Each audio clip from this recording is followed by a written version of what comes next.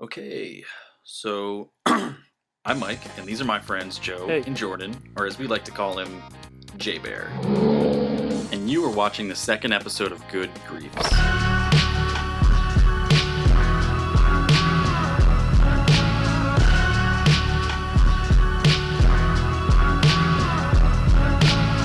So while browsing Reddit for servers, I come across this PvP survival server called MLXCRAFT. And sometimes the bigger servers can turn out to be a major bust since they tend to have more protection plugins, but in our experience, we've learned that it's all about timing.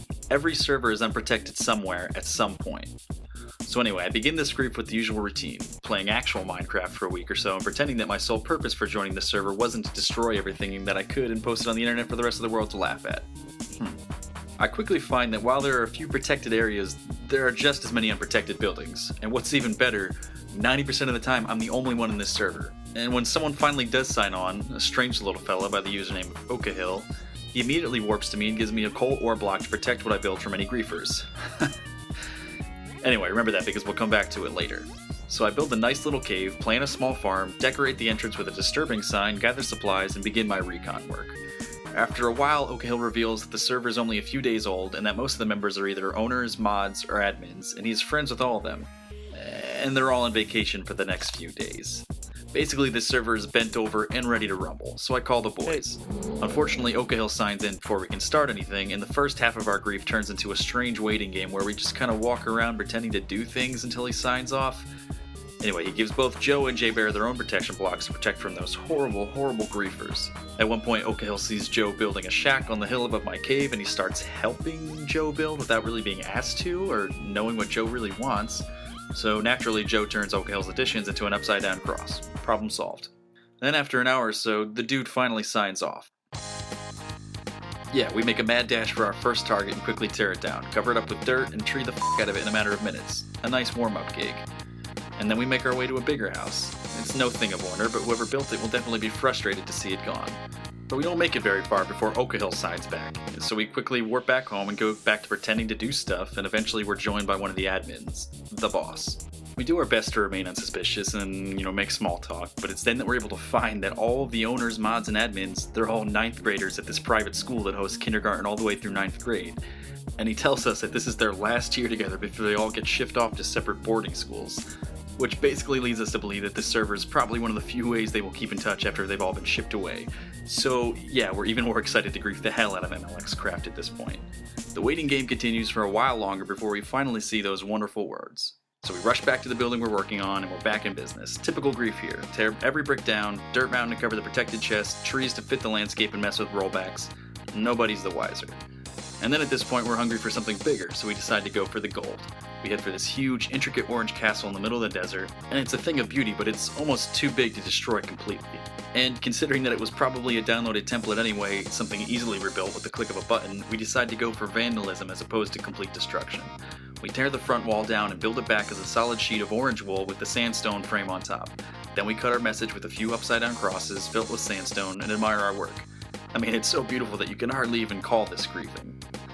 Next, we're off to destroy a tower that we saw earlier. It's almost like an Empire State Building replica, and our original plan is just to tear it down brick by brick and tree the bottom.